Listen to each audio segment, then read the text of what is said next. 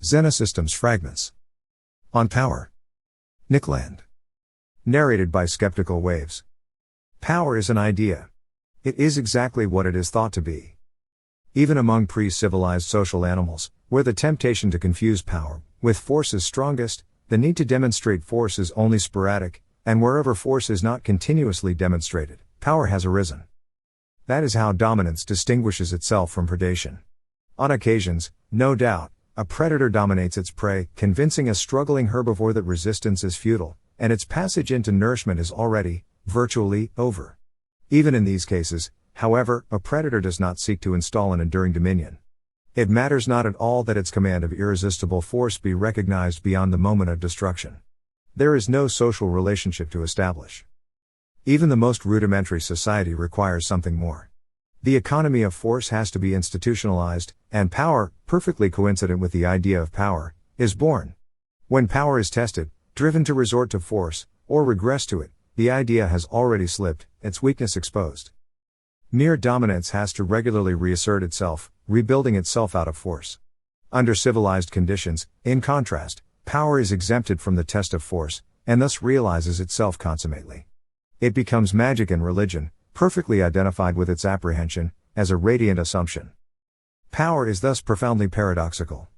Its truth is inextricable from a derealization, so that when it is practically interrogated, by forces determined to excavate its reality, it tends to nothing.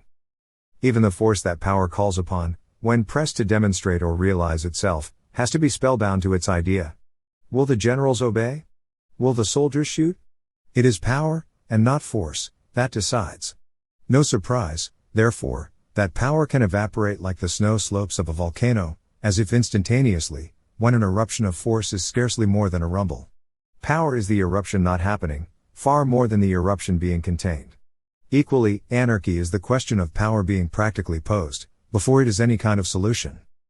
To conceive economic power as wealth, is to misconstrue it as rationalized force, and thus to miss the idea. True economic power is a thoroughly derealized yet authoritative standard and store of value, as instantiated, exclusively, in fiat currency. Monetary signs that are not backed by anything beyond the credit, or credibility, of the state are the tokens of pure, supremely idealized power in its economic form. They symbolize the effective, because untested, suppression of anarchy. They live through the idea, and die with it. Those who recognize the completion of power in an idea, celebrants and antagonists alike, have no reason to object to its belated baptism as the cathedral, our contemporary political appropriation of numinous authority, served by an academic, journalistic, judicial, and administrative clerisy, prominently including the priesthood of fiat adoration and financial central planning.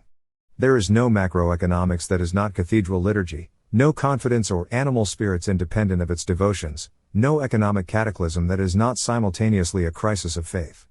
A single idea is at stake. In macroeconomics, as in politics more generally, only one, systematically inhibited, question remains: do we believe? Well, do we?